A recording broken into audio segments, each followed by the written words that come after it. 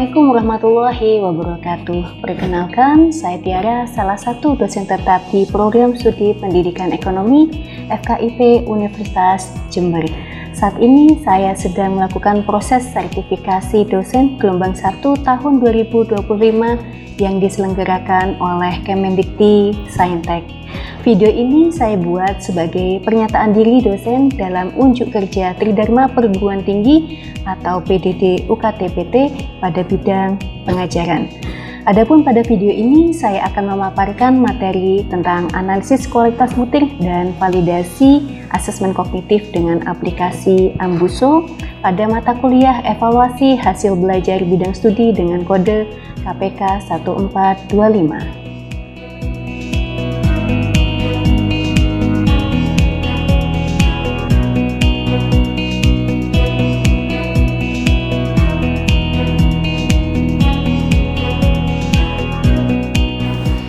Mata kuliah evaluasi hasil belajar bidang studi atau yang sering disebut dengan EHB dengan bobot 4 SKS merupakan mata kuliah wajib bagi mahasiswa semester 4 yang dirancang dalam 16 pekan pertemuan. Mahasiswa dapat menempuh mata kuliah ini jika telah lulus mata kuliah prasyarat perencanaan pembelajaran dan strategi belajar mengajar bidang studi. Mata kuliah ini merupakan pendukung standar kompetensi profesional guru sebagai bekal calon guru agar mampu menilai proses dan hasil pembelajaran yang mengacu pada tujuan utuh pendidikan. Mata kuliah ini memiliki konten pengetahuan konseptual, prosedural, dan metakognitif di bidang penilaian kognitif, psikomotorik, dan afektif yang diaplikasikan untuk mata pelajaran ekonomi dan yang serumpun sesuai dengan standar penilaian menurut kurikulum 2013 dan kurikulum Merdeka. Kemampuan yang diharapkan setelah mahasiswa menyelesaikan perkuliahan dalam satu semester adalah: yang pertama, mampu merancang dan menetapkan instrumen evaluasi pembelajaran ekonomi, yang berarti mahasiswa harus mampu memahami prinsip evaluasi, jenis-jenis instrumen, dan menyesuaikannya dengan tujuan pembelajaran ekonomi. Yang kedua, mahasiswa mampu menerapkan konsep dan prinsip teknologi informasi dan komunikasi dalam pembelajaran, yang artinya mahasiswa harus mampu menggunakan aplikasi, sumber evaluasi, platform e-learning, dan yang sejenis untuk mendukung proses evaluasi pembelajaran.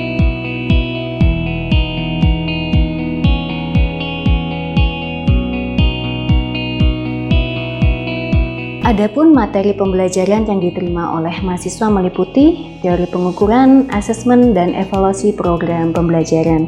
Yang kedua, fungsi, jenis, dan tujuan asesmen pembelajaran. 3. Perencanaan dan pengembangan asesmen berbasis pensil dan kertas. 4. Teori klasik atau teori respon butir. 5. Perencanaan dan pengembangan asesmen otentik. 6. Asesmen afektif. 7. Asesmen psikomotorik, di mana ketujuh materi tersebut merupakan bagian dari CPL 2 prodi yang dibebankan pada mata kuliah, yaitu mahasiswa mampu menganalisis konsep pedagogi pada pembelajaran ekonomi dengan CPMK pertama, yaitu menetapkan instrumen evaluasi pembelajaran ekonomi yang sesuai.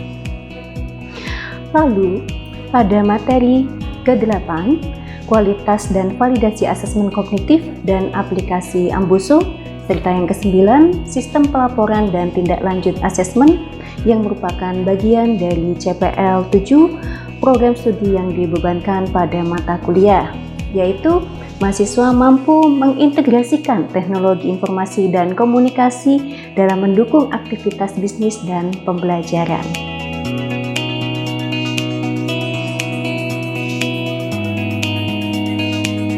Mode perkuliahan pada mata kuliah evaluasi hasil belajar dilakukan secara blended learning, perpaduan antara luring dan daring melalui platform e-learning UNED yang dapat diakses di mmp.uned.ac.id. Mahasiswa dapat mengakses rencana pembelajaran semester, silabus, kontrak kuliah, materi, rencana tugas mahasiswa, dan mengunggah tugas pada platform tersebut. Sementara diskusi, penyelesaian studi kasus, presentasi, dan partisipasi aktif dilaksanakan secara langsung di kelas, serta kegiatan observasi dan uji coba butir soal di sekolah. Adapun metode pembelajaran yang dilakukan baik secara teoritis dan praktis dengan pendekatan yang bersifat aktif, kolaboratif, dan kontekstual, di mana pembelajaran dirancang untuk melibatkan mahasiswa secara langsung dalam pengamatan, diskusi, dan pemecahan masalah baik secara individu maupun kelompok. Pendekatan yang digunakan mencangkup pembelajaran berbasis proyek agar mahasiswa mendapatkan pengalaman secara kontekstual dalam melaksanakan evaluasi hasil belajar dan penyusunan soal hingga analisis butir soal, serta tindak lanjut dari hasil analisis tersebut. Proses pembelajaran juga memanfaatkan media pembelajaran dan aplikasi pendukung proses pengukuran kualitas butir soal, baik yang sederhana maupun yang kompleks.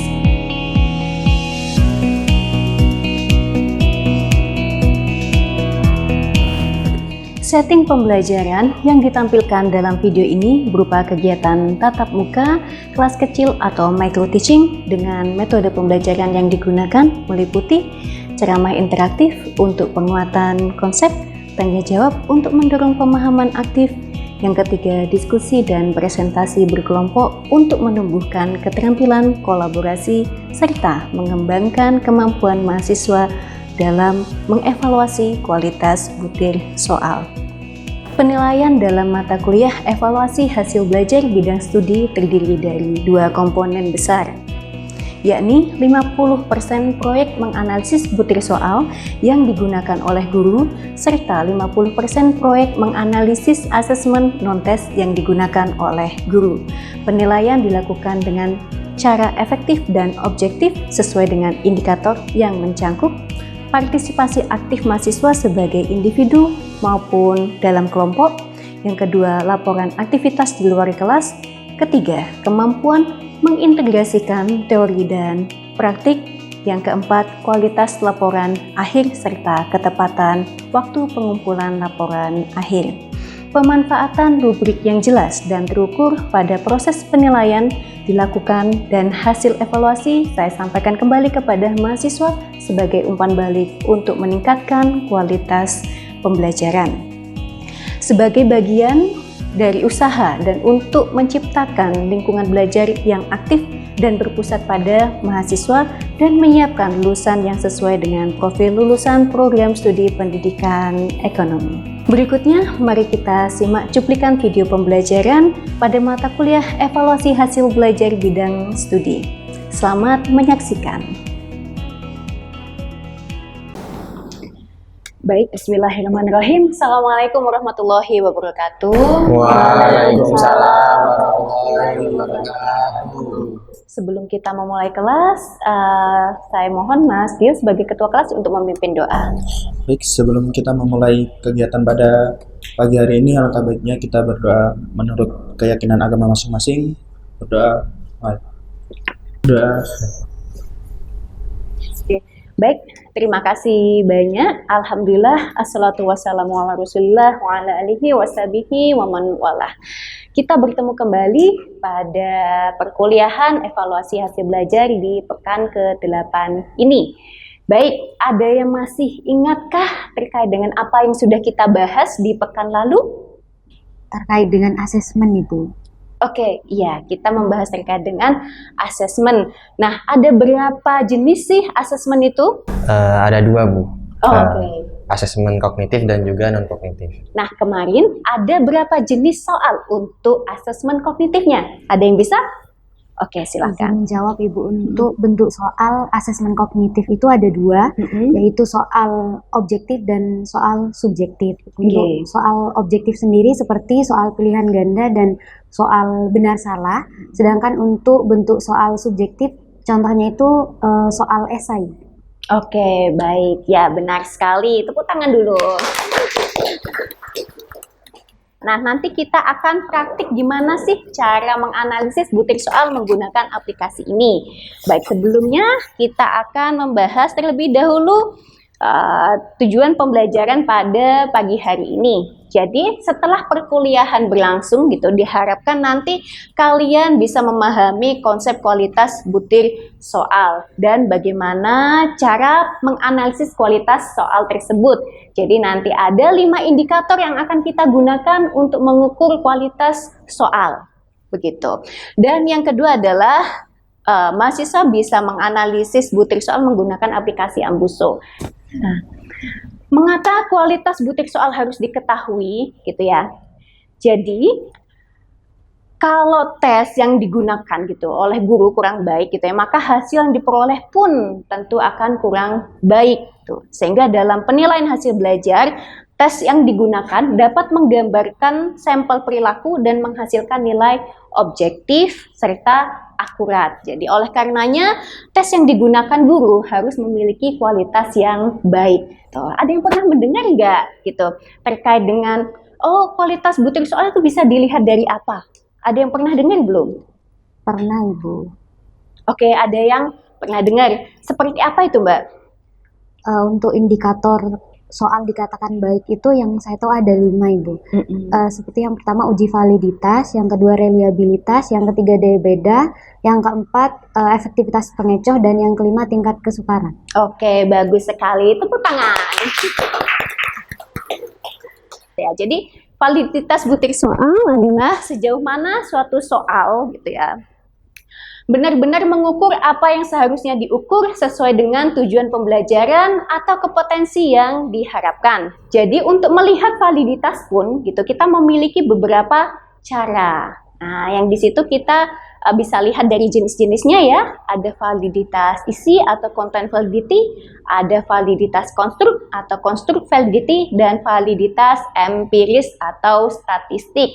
Yang kedua adalah reliabilitas. Nah, ini kadang mahasiswa masih susah ya menyampaikan reliable kayak gitu. Reliabilitas atau reliability. Sejauh mana gitu ya suatu soal menghasilkan hasil yang konsisten dan stabil ketika diujikan. Jadi soal yang reliable akan memberikan hasil tes yang stabil jika diuji pada waktu atau populasi yang berbeda. Tapi ini disclaimer ya, populasi yang berbeda dalam artian harus memiliki karakteristik yang sama. Baik, berikutnya adalah tingkat kesukaran. Tingkat kesukaran adalah ukuran yang menunjukkan seberapa sulit atau mudahnya suatu soal bagi peserta tes. Jadi istilah lainnya adalah taraf kesukaran atau difficulty index. Baik, umumnya gitu ya, perbandingan jadi proporsi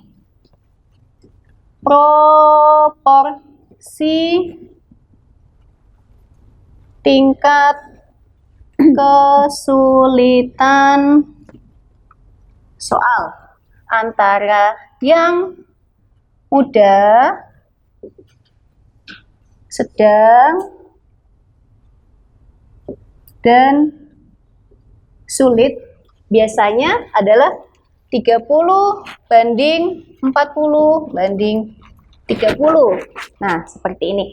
Jadi, jika suatu kelompok soal yang diberikan oleh guru itu gampang semua gitu ya, atau sulit semua, itu malahan tidak baik gitu. Karena akan kembali lagi pada yang validitas dan reliabilitas.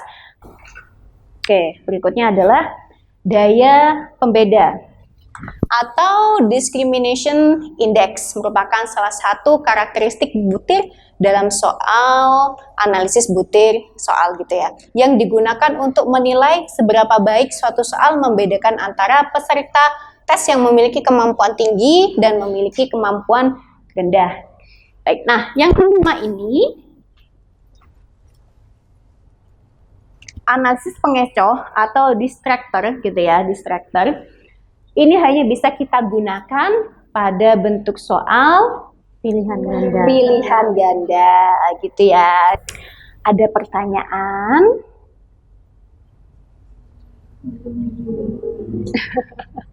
Mas Hafiz kayaknya kepingin tanya gimana ini Mas? Iya, terkait lebih spesifik antara daya pembeda dan juga analisis pengecoh itu.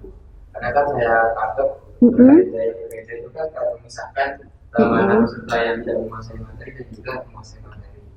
Sama juga seperti analisis pengecoh, itu kan bagaimana peserta itu berkaitan sama soalnya itu kan intinya itu kayak hampir sama daya pembeda. Mungkin secara spesifik pembeda dari daya pembeda di jurnalisme itu. Oke, baik. Terima kasih banyak atas pertanyaannya.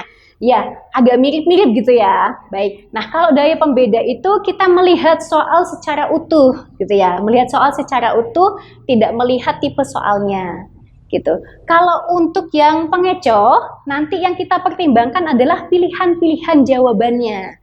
Ini duduknya sudah berkelompok kan ya? Sudah. Oke, kita masih pakai kelompok yang kita gunakan di pertemuan sebelumnya. Oke, jadi di dalam aplikasi Ambuso ini setelah kita buka, kita akan masuk pada menu identitas. Nah, ini adalah tampilan menu identitas, di mana di sini ada data terkait dengan isian identitas umum, jumlah dan bobot soal, baik soal untuk soal objektif maupun soal isian singkat dan soal IC. Jadi, untuk Ambuso ini kita bisa gunakan untuk menganalisis butir soal pada 3 bentuk soal. Soal pilihan ganda, soal objektif, soal objektif pilihan ganda, soal objektif pilihan ganda, isian singkat, dan soal IC. Oke, sampai sini dapat dipahami? Ada yang ditanyakan terkait dengan teknis penggunaan aplikasinya?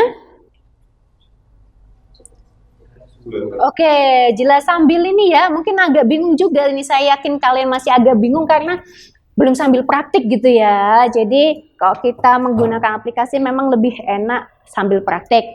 Oke, baik, barusan kita sudah pelajari cara menggunakan aplikasi Ambusonya. Nah, sekarang kita praktik penggunaan aplikasi Ambuso menggunakan data yang sudah saya siapkan. Baik, bisa dicek MMP masing-masing. Di sana sudah ada bahan tabulasi data skor siswa gitu ya, jawaban benar salah siswa. Nanti itu yang akan kalian gunakan untuk menganalisis butir soal menggunakan aplikasi Ambuso. Seperti itu. Sudah ada semua? Sudah, Bu. Oke, sudah diunduh semua ya? Sudah. Oke, baik, silakan diproses.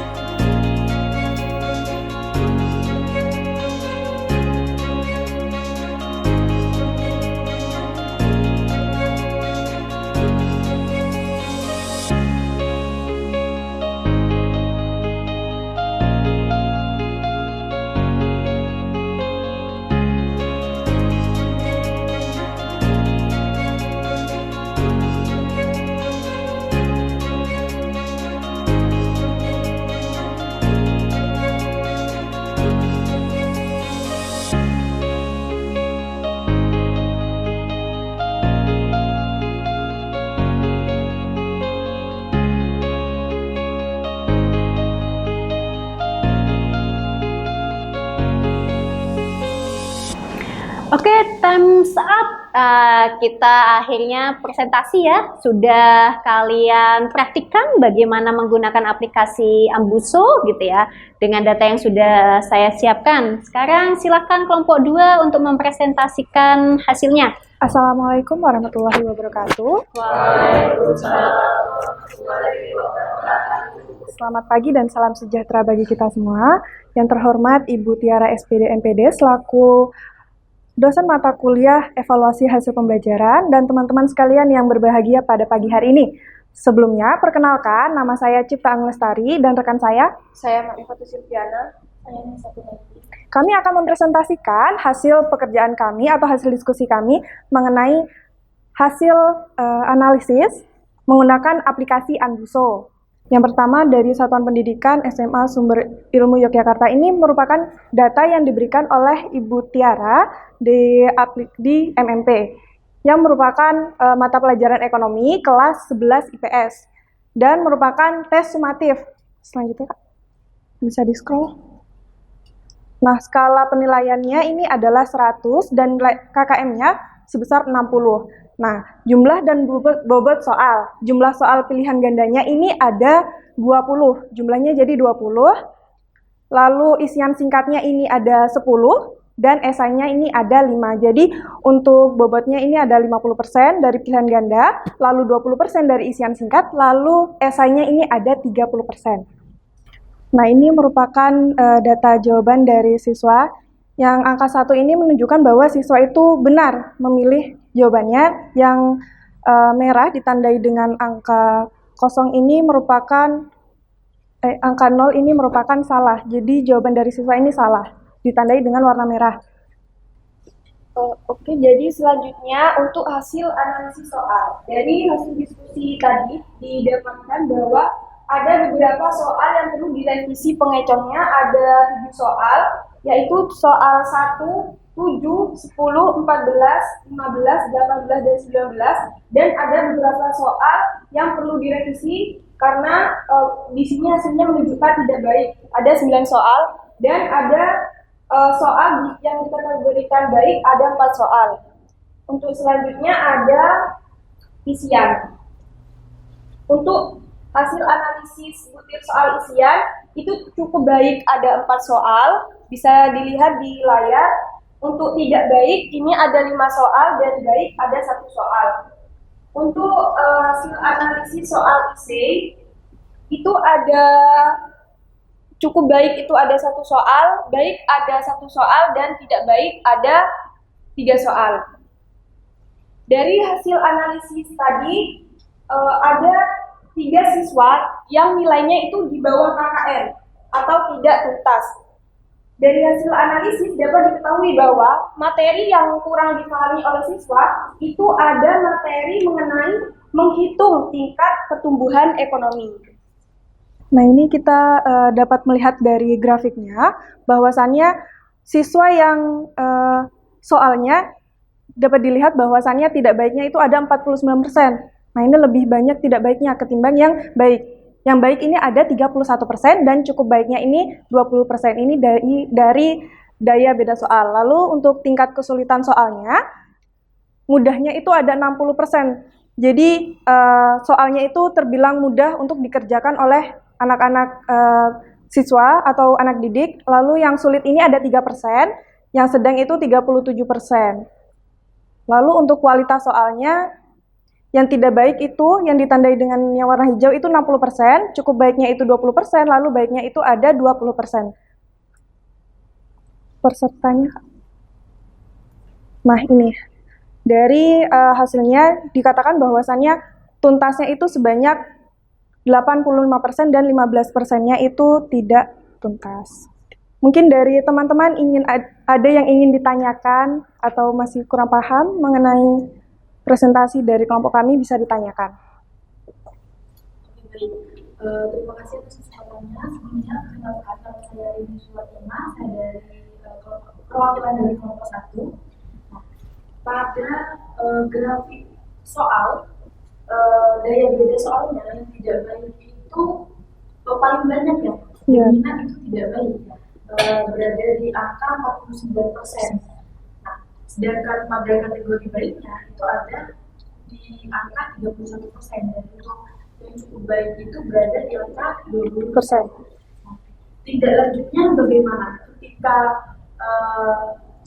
soal yang dibuat oleh guru itu lebih dominan kepada yang tidak baik, gitu. Tidak lanjutnya dari soal tersebut itu bagaimana? Dari hasil analisis terlihat bahwa kan daya pembeda soal cenderung banyak yang tidak baik. Nah, dari hasil itu, guru itu perlu melakukan revisi soal. Nah, dengan adanya analisis ini, jadinya guru bisa mengetahui mana saja soal-soal yang perlu direvisi ataupun lebih ditingkatkan tingkat kesulitannya. Kan tadi di situ proporsi tingkat kesulitan 30% mudah, 40% sedang, sedangkan sulit 30%. Nah, dari hasil analisis ini jadinya guru tuh bisa tahu mana-mana saja soal yang perlu direvisi biar nantinya hasil pemberian soal itu sesuai dengan tujuan pembelajaran yang sudah ditetapkan begitu. Mungkin dari teman-teman ada pertanyaan lagi atau sudah dicukupkan? Sudah sangat cukup. Baik. Sekian presentasi dari kelompok kami. Mohon maaf apabila ada salah kata, salah ucapan. Akhirul kalam. Wassalamualaikum warahmatullahi wabarakatuh. Waalaikumsalam warahmatullahi wabarakatuh. Oke, baik. Terima kasih kelompok 2. Silahkan kembali lagi. Oke. Nah, seperti yang sudah disampaikan oleh kelompok 2 terkait dengan hasil analisis butir soal gitu ya. Jadi tujuan analisis butir soal itu tidak serta-merta untuk menjudge guru gitu ya dalam penyusunan butir soal. Guru pun sebenarnya tidak tahu bagaimana kualitas butir soal yang disusun kayak gitu. Akan tahu kualitasnya pada saat sudah dianalisis. Nah, itu fungsinya kegiatan analisis agar kita sebagai guru nantinya mengetahui kira-kira soal ini beneran bisa nggak sih kita pakai gitu ya untuk mengukur tingkat kemampuan siswa, untuk mengukur apakah tujuan pembelajaran sudah tercapai atau belum. Seperti itu. Itu fungsinya analisis butir soal. Oke, baik. Presentasi sudah berakhir, sudah sangat interaktif sekali gitu ya. Terima kasih banyak sudah bekerja sama pada pertemuan kita di pagi hari ini. Nah, sebelum kita akhiri, saya ingin tanya terlebih dahulu nih. Apa sih yang sudah kalian pelajari pada pertemuan di pekan ke-8 ini? Ada yang bisa membantu untuk menyimpulkannya? Oke, silakan Mas Liu. Kesimpulan yang dapat saya ambil mengenai analisis butir soal ini, itu analisis butir soal itu sangat penting dalam kegiatan mengevaluasi hasil belajar dan pembelajaran. Karena dari analisis butir soal ini dapat dilihat dari beberapa indikator poin penting untuk menilai soal itu layak atau baik untuk diujikan. Yang dimana yang pertama untuk poinnya yaitu validitas, lalu yang kedua reliabilitas, lalu yang ketiga tingkat kesukaran soal, lalu yang keempat daya pembeda, dan yang kelima adalah analisis pengecoh dan pada soal PG. Mungkin bisa dilanjutkan oleh rekan saya. Oke, baik, terima kasih banyak. Silakan. Saya izin menambahkan dari kesimpulannya Dio. Jadi menurut saya yang bisa ditangkap dari materi yang sudah dijelaskan Bu Tiara, dengan adanya aplikasi Anbuso ini itu dapat digunakan untuk membantu menganalisis kualitas butir soal. Jadi dengan adanya aplikasi ini itu akan sangat membantu guru untuk memberikan soalnya itu layak atau tidak, seperti itu. Oke, baik. Terima kasih banyak. Tepuk tangan dulu. Nah, setelah ini saya kepingin tahu nih terkait dengan apa yang kalian rasakan setelah mengikuti kegiatan pembelajaran hari ini. Jadi ini bisa kita refleksi dulu ya. Gimana sih menurut kalian tentang pembelajaran hari ini? Silakan di-scan QR code-nya, lalu diisikan. 3 menit cukup ini.